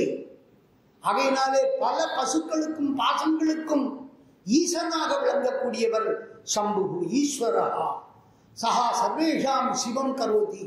எல்லாருக்கும் நல்லதை பண்றார். ஒரு கடவுள் இருக்காருன்னு நம்ம ஒத்துந்தோம்னா அந்த பத்தியால நமக்கு என்ன பிரயோஜனம்னா, 5 தொழில் ஆற்றுகிறார். அதனால அவருக்கு ஒரு லாபமும் இல்லை. பாசானாம் அனுகிரகாய பசுனாம் அனுகிரகார்த்தம் பஞ்சகிருத்தியம் கரோதி. இப்படி ஐந்தொழில் ஆற்றை அவர் எல்லாவற்றையும் செய்யக்கூடியவராக உலக உயிர்களுக்கெல்லாம் நன்மை தந்து காக்கக்கூடியவர் என்று இதற்கு பொருள். அப்படிப்பட்ட முன்கூறிய இலக்கணங்கள் பொருந்திய காரணங்களாலே இந்த பதி என்கிற சம்பு என்கின்ற சிவம் என்கின்ற பரம்பொருளானது அனைத்திலும் வேதாகம சாஸ்திரங்களில் கூறப்பட்ட அத்துணை வஸ்துக்களிலும் சமஸ்த பதார்த்தங்களிலும் மேலானதாக உயர்ந்ததாக தனக்கு ஓமை இல்லாததாக தன்னிகரற்ற பரம்பொருளாக ஜெயதி விராஜதே விளங்குகிறார். இப்படியாக பதியின் இலக்கணத்தை கூறி அத்தகைய பதி நமக்கெல்லாம் அருள்பவராக நம் உள்ளத்திடையே தோன்றட்டும் அருளட்டும் என்பதாக இந்த வஸ்து நிர்தேச ரூபமான மங்களம். சிலதுல நமஸ்காரம்னு சொல்லிட்டா அது நம, அப்படி நமஸ்கார ரூபமா சில நூல்கள். அதே போல கிரியா அந்த வஸ்து நிர்தேசம் ஆசீர்வாதம், உங்களுக்கு அந்த இறைவன் அருளட்டும் ஆசீர்வாதம் பண்ற. ஆனால் வஸ்து நிர்தேசம் குமார சம்பவத்தில் சொன்ன மாதிரி ஒரு உயர்ந்த பொருளை இருக்கு என்று நமக்கு சுட்டி காட்டுவது. அதுதான் இந்த வகையில மிக சிறப்பாக இறைவன் பதி என்பவன் ஒருவன் இருக்கின்றான் என்று சிறந்த அடைமொழிகளாலே அந்த இறைவனை புகழ்ந்து துதித்து இந்த முதல் ஸ்லோகத்தினாலே பதி லட்சணத்தை நமக்கு உணர்த்தினார். இந்த ஒவ்வொரு சொல்லும் ஏதோ சம்ஸ்கிருதத்துக்கு உள்ளதுக்கு தமிழ் பொருள் அறிந்தோம் என்று இல்லை. இது ஒவ்வொரு சொல்லும் ஒவ்வொரு கருத்துக்களை மதவாதத்தை ஒதுக்க வேண்டியதை ஒதுக்கி உறுதிப்படுத்த வேண்டியதை உறுதிப்படுத்துவதாக இருக்கிறது. அதையெல்லாம் உரையிலே எடுத்து கூறுகின்றார். ஞான ரூபம்னா சித் ரூபம்னா கடவுள்னா அறிவு, அறிவு பொருள், அறிவு வடிவமானவர். ஞானமே வடிவம்னா ஏன்னா பிற சமயத்துல கர்மம் காலம் இது ரெண்டும் கடவுளா சொல்லப்படும். நம்ம செய்த கர்மமே பிரம்மம், காலமே பிரம்மம். சில பேர் இருக்கா நையாயிக்கால் காலத்தை நித்தியம் என்று சொல்லி போற்றுவார். பௌத்தர்கள் கர்மத்தை செய்யும் தொழிலே தெய்வம், கர்மாவே பிரம்மம்னு சொல்லக்கூடியவன். அது ஆனா அது போல ஜடம் இல்லை அப்படிங்கிறதான் இங்க பதி. ஜடம் இல்லை, ஜடம்னா அறிவற்ற பொருள். மூன்று பொருள், மூன்றுக்கும் மூன்று இலக்கணம் இருக்கு. எல்லாம் அறிந்த பொருள் பதி. பசு என்பது அறிவித்தால் அறியும் தன்மை உடையது பசு. அறிவித்தாலும் அறியாதது பாசம் என்று இலக்கணங்கள் அந்த திரிபதார்த்தத்தின் போது நாம் பின்னாடி பார்ப்போம். ஆகையினாலே இங்க சித்ரூபின்னு சொன்னார். சித்கனா சைவ சித்தாந்தத்தில் சிவாகமங்களில் பூஜை பண்ணும் போது ஞானக்கிரியா சக்தி சரீரம் திரிலோச்சனாச்சாரியார் சித்தாந்த சாராவளியிலும் சித்கனாங்கிற சொல்ல கையாண்டு இருக்கிறார். சித்துன்னா என்ன? அது ஒரு பெரிய சித்துன்னா அறிவு. அறிவுன்னா எப்படிப்பட்ட அறிவு? மெய் அறிவு. அந்த அறிவுக்கு இலக்கணம் உண்டா அப்படின்னா அததான் சைத்தன்யம்னு சொல்றோம். அந்த சித்தேக பாவகா சைத்தன்யம். சைத்தன்யம்னா என்ன என்று கேட்டால் சைத்தன்யம் திருக்கிரியா ரூபம் ததஸ்தி ஆத்மனி சர்வதா. மிருகேந்திராகமத்தில் சைத்தன்ய லட்சணம் சொல்ற. சைத்தன்யம் என்று சொன்னால் அறிவும் செயலும் சேர்ந்ததுதான் சைத்தன்யம். அதைத்தான் ஞான சக்தி. அறிவது ஞான சக்தி, நமக்கு அறிவை புகட்டுவது ஞான சக்தி. சக்தின்னா இந்த இடத்துல ஆற்றல்னு வச்சுக்கணும். சக்தி என்ற சொல்லுக்கு பின்னாடி அடுத்த ஸ்லோகத்தில் சொல்ல போற பண்புன்னா அறிதல் ஒரு செயல், அறிதல் ஒரு பண்பு. அறிந்தால் மட்டும் போதுமா? செய்ய தெரியணும். செய்தல் கிரியை ஒரு. இந்த ஞானம் கிரியை இரண்டும் இறைவனுடைய வடிவம். அந்த இறைவன் எதற்காக அனுகிரகம் செய்ய நினைச்சார், அதனாலதான் உருவமே எடுக்கிறார். எப்ப அவரு ஆத்மாக்களுக்கு உலகத்தை படைக்கணும், அவளுக்கு உடம்ப கொடுக்கணும், தத்துவங்களை கொடுக்கணும்னு ஆசைப்படுறாரோ அந்த இச்சை உலகத்தை சிசுர்ஷோ எப்ப யதா சிருஷ்டும் இச்சதி ததா சகா சித் இச்சா சக்தி ஸ்வரூபியா வளர்கிறார். இச்சா சக்தி. அதனால என்ன ஆகுது, அவர் இந்த ஆசை வந்த உடனே உலகத்தை படைக்க விருப்பம் கொண்டவுடன் உடலே எடுத்து ஒரு செயலை செய்யணும்னா அரூபமா எப்படி செய்ய முடியும்? பஞ்சகிருத்தியம் செய்ய வேண்டும் என்றால் உடல் தேவையாக இருக்கிறது. அப்ப எது உடல், அவருக்கு எது உடலாக இருக்கிறதுன்னு ஸ்வரூப லட்சணத்துக்கு வர வேண்டியதா இருக்கு. எங்கும் இருப்பவர், எப்படியும் இருப்பவர், எல்லாமா இருப்பவர்னா நம்ம எப்படி பூஜை பண்ண முடியும்? ஆகையினால் தியான பூஜா நிமித்தம் ஹி நிஷ்கலம் சகலம் பவே. யாருக்கு? யோகினாஞ்ச யதீனாஞ்ச ஞானினாம் சாதகானாஞ்ச. இவாளுக்கெல்லாம் தியானம் பூஜை பண்ணணும், தியானம் பண்ணணும். பூஜைனா ஒரு பொருளை தியானம் பண்ணணும். அப்ப எதிர்க்க இருந்தா தானே கொடுக்க முடியும். நம்ம கிழக்க பார்த்து கொடுத்தா அவர் எங்கேயே இருப்பாருன்னா நம்ம எப்படி கொடுக்க முடியும்? ஆகையினாலே பத்திரம் புஷ்பம் ஜலம் எதுவாக இருந்தாலும் நாம் கொடுப்பதற்கு தியானிப்பதற்கு உருவத்திலே இறைவன் வருகின்றான். அந்த உருவம் எது? இந்த சித்தாந்தத்துல அப்பதான் தேவைப்படுது. ஏன் உருவமே வேண்டாமா? கடவுளுக்கு சைவ சித்தாந்தத்துல அரூபத்தை மட்டுமே ஒப்புக்கொண்டால் என்னன்னு கேட்டா, உருவம் தேவையாக இருக்கு. எல்லா ஆத்மாக்களும் அருவத்திலே வழிபாடு செய்ய முடியாது. அதற்கு ஒரு பக்குவ நிலை வேண்டும். உயிர்களை பின்னாடி பிரிக்க போறார் விஞ்ஞானகலர், விளையாட்டுலர், சட்டுலர். யார் யாருக்கு எந்தெந்த பக்குவ நிலையில எப்படி அவன் இறைவனை காண முடியும், நுகர முடியும் என்பதற்காக பல வழியிலே ஆகும். சித்கனகாங்கிறது ஞானக்கிரியா சக்தி சரீரர் அப்படிங்கிறத சொல்லித்து, ஜடரூபமான ஒரு பொருளுக்கு அறிவு ரூபமான ஒரு பொருளினுடைய தொடர்பு இல்லாம ஒரு தொழிற்பாடு என்பது ஒருபோதும் நிகழாது. மண்ணுல இருந்து குடம் உண்டாச்சுன்னா மண்ணே குடமாயிடுமா? ஆகாது. சரி, அந்த குடத்தை செய்வதற்கு எப்படி குடம் செய்யணும்ன்ற ஒரு அறிவு உடைய ஒருவன் அங்கே கர்த்தாவாக அதை தோற்றுவிப்பவனாக அறிவுடையவன் தேவைப்படுகிறான். அறிவற்ற பொருளான உபாதானமான மூலப்பொருளான மண்ணுக்கு கூட குடமாவதற்கு, குடம் தயாரிப்பதற்கு அறிவுடையவன் தேவை. அதுபோல இந்த உலகத்திற்கு, உலகம் காரியம் என்று சொன்னால் இதற்கு அறிவுடையவன் மட்டும்தான் காரணமாக இருக்க முடியும். அப்ப அறிவுடையவன் எல்லா ஜந்துக்கள்லையும் அறிவு இருக்கே, அவையெல்லாம் கர்த்தாவாயிட முடியுமான்னு கேள்வி வரும். சொல்றார், இந்த அறிவு பாச பதார்த்தத்தை காட்டக்கூடியது. இது சர்வ விஷயகமான ஞானத்தை கொடுக்காது, ஏகதேச ஞானத்தமான. அவையினால இந்திரிய அந்த காரண இந்திரியங்களாலே காணக்கூடிய இந்த அறிவு இருக்கே, இதெல்லாம் பாசஜானம். பாசஜானத்தாலேயோ பசு ஞானத்தாலேயோ மோட்சம் கிடைக்காது.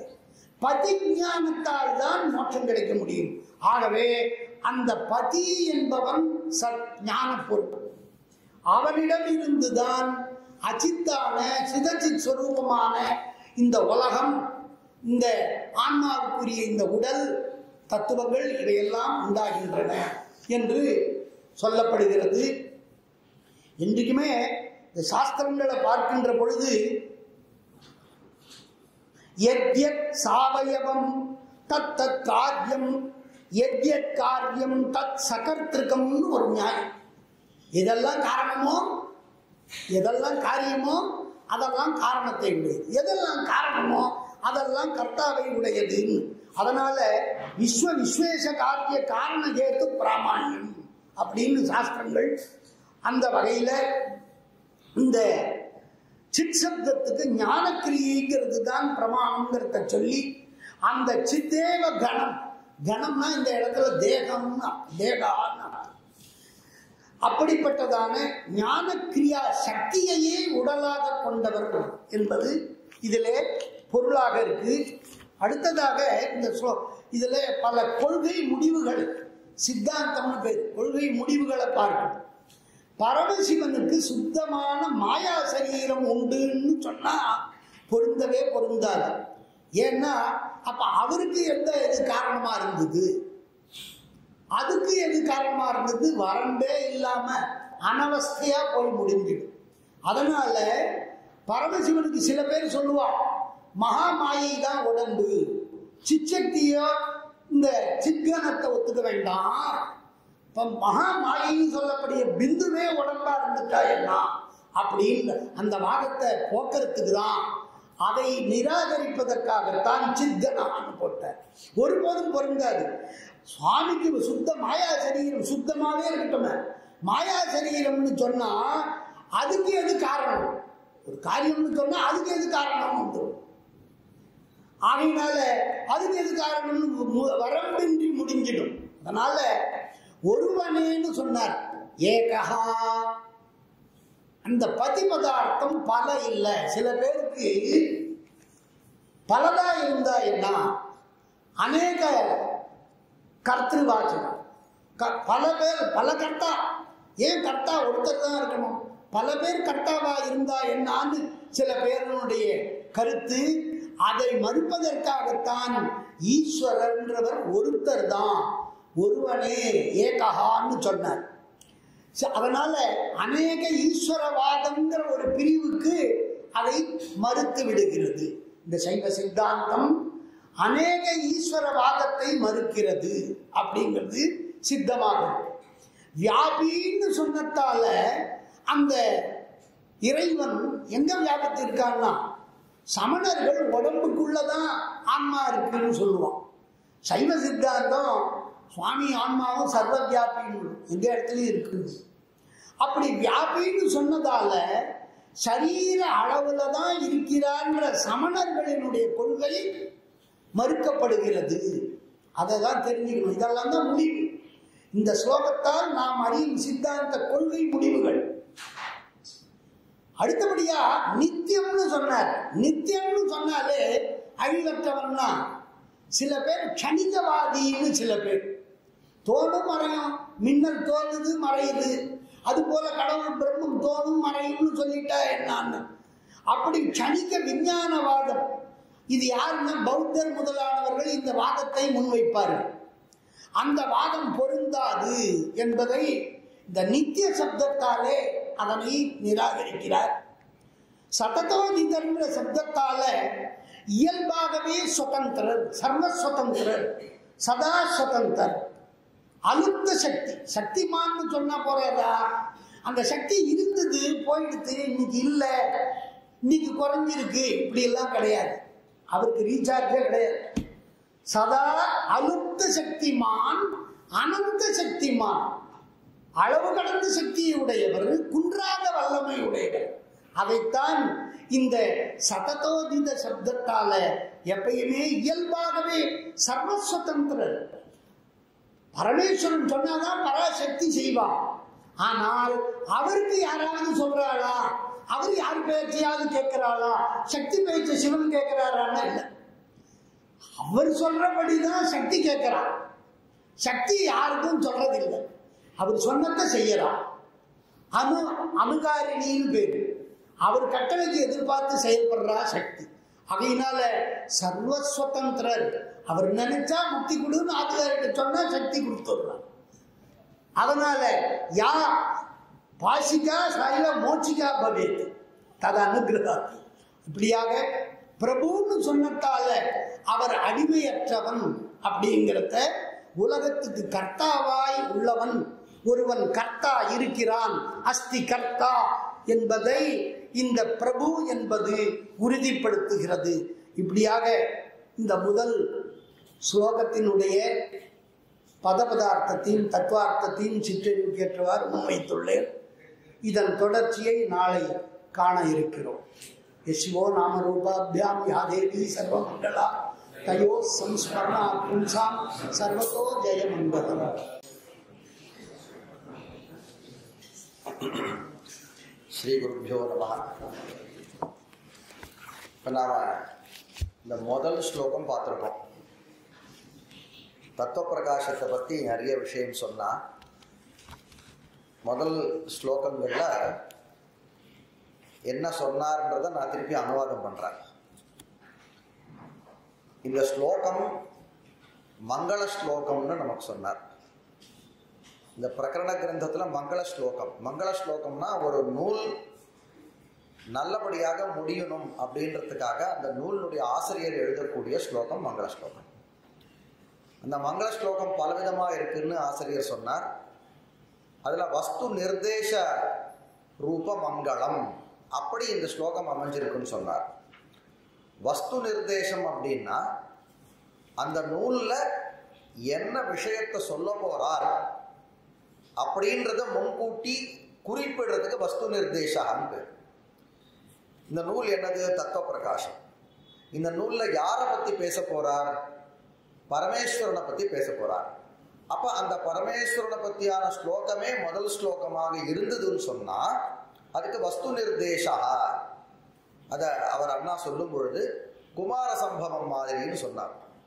குமார சம்பவத்தில் என்ன மங்கள ஸ்லோகம் வேற கிடையாது. அஸ்துத்தரஸ்யாம் கிஷி தேவதாத்மான்னு அந்த ஹிமாலயத்தை வர்ணனை பண்ணுறது தான் முதல் ஸ்லோகம். அப்போ பின்னாடி குமார சம்பவத்தில் குமாரன்னா சுப்பிரமணியர். அவர் யாருக்கு பிறக்கிறார்? பார்வதிக்கு பிறக்கிறார். பார்வதி யாரு? ஹிமாலயத்தினுடைய புத்திரி. அப்போ அதை அப்படியே நிர்தேசம் பண்ணிட்டார். அப்போ அந்த வஸ்து நிர்தேச மங்களம். அப்படி இந்த ஸ்லோகமானது பரமேஸ்வரனை நிர்தேசம் பண்ணி அவரை குறிப்பிட்டு அவரை நமஸ்காரம் பண்ற மாதிரி இருக்கிறதுனால வஸ்து நிர்தேச ரூபமான மங்களம்னு சொன்னார். இந்த ஸ்லோகத்திலேயே அவர் சொல்லும் பொழுது விசேஷனம் விசேஷம்னு ரெண்டா பிரிச்சுக்கோங்க.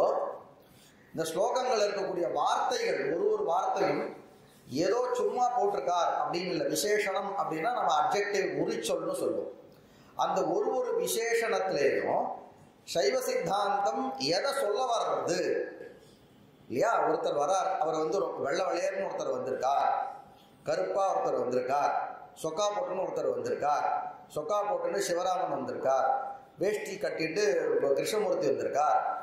இப்படி நாம சொல்றோம்னா அந்த உரிச்சொல் வேஷ்டி கட்டின்னு வந்திருக்காருன்னா அது ஏன் வேஷ்டி கட்டின்னு வந்தார்ன்ற வார்த்தையை சொன்னார்னு ஆராய்ச்சி பண்ணணும்.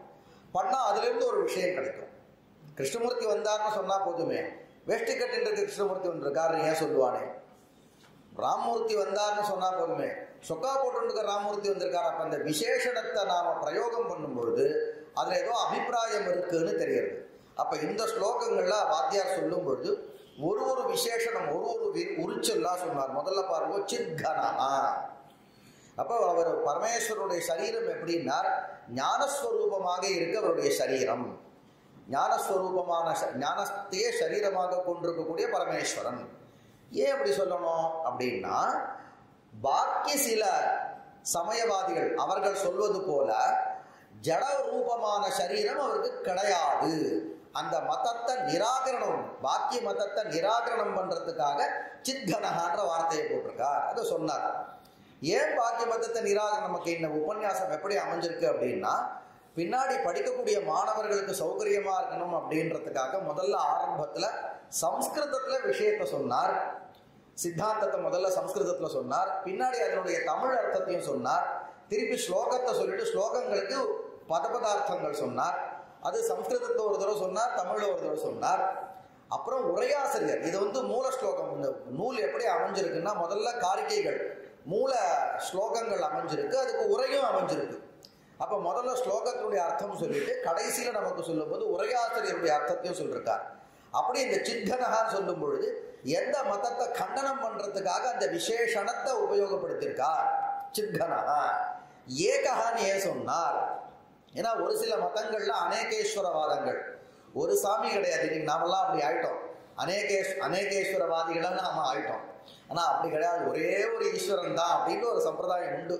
அதெல்லாம் நாம சேர்ந்தவர்கள் மறந்துட்டோம். நாம அப்ப ஏகஹான்னு சொன்னதுனால ஒரே ஒரு ஈஸ்வரன் தான் அப்படின்னா அநேகேஸ்வரர்களை ஒத்துக்கக்கூடிய மதத்தை கண்டனம் பண்றதுக்காக அப்படி சொல்றார். நான் சுருக்கமா சொல்றேன், திரும்பி எல்லாத்தையும் சொல்லல. வியாபி, வியாபிச்சிருக்காருன்னு சொன்னார். ஏன் வியாபிச்சிருக்காருன்னு சொல்லணும் அப்படின்னா, ஒரு குறிப்பிட்ட இடத்துல மட்டும் சுவாமி இருக்காருன்னு சொன்னா அப்ப அவர் வந்து அனித்தியரா ஆயிடுவார். அதனால வந்து எல்லா இடத்துலையும் இருக்காருன்னா வியாபின்ற வார்த்தையை போட்டிருக்கார். நித்யஹா, நித்யஹான்ற வார்த்தையை ஏன் போட்டிருக்கார்? சததோதிதா, அந்த வார்த்தையினுடைய அர்த்தம் அடிக்கு நிறைய சொன்னார்.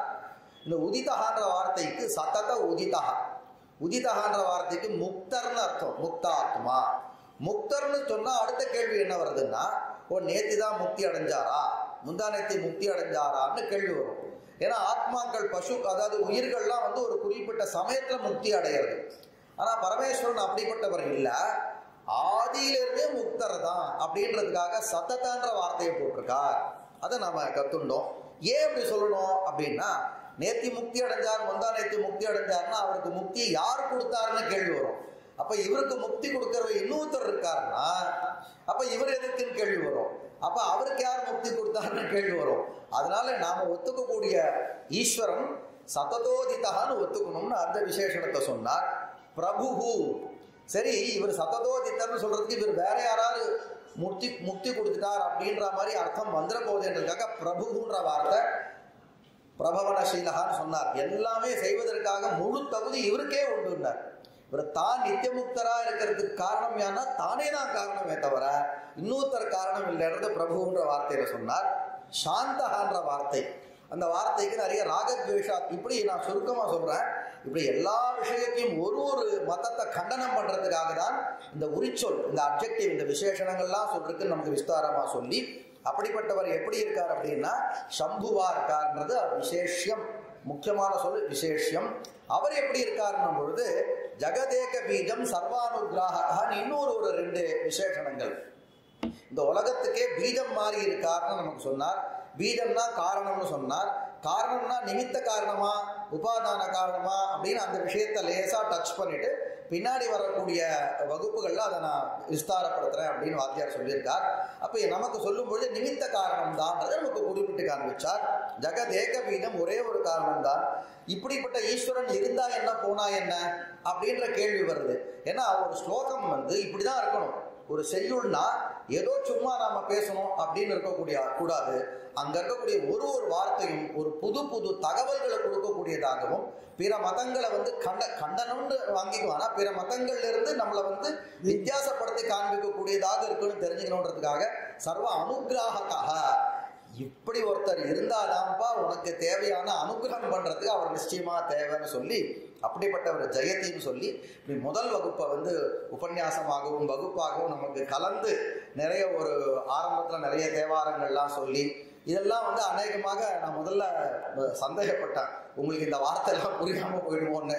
அப்படி வரக்கூடாதுன்றதுக்காக நிறைய ஒரு சமத்காரமான ரீதியில் இந்த உபன்யாசத்தை நடத்தி தந்திருக்கக்கூடிய சிவஸ்ரீ அண்ணா அவர்களுக்கு மனமார்ந்த நமஸ்காரங்களை தெரிவித்துக் கொண்டு, அடுத்த உபன்யாசங்கள்லாம் நாளை முதல் கொண்டு நடைபெறும்.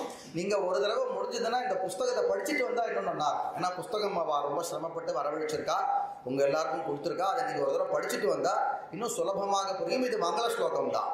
இதே மாதிரி அடுத்தது ஒரு மங்கள ஸ்லோகம். பழங்காலத்தில் மங்கள ஸ்லோகத்திலேயே எல்லா விஷயத்தையும் சொல்லிடணும். இப்போ இந்த 6-7 விசேஷணங்கள் இருக்கு.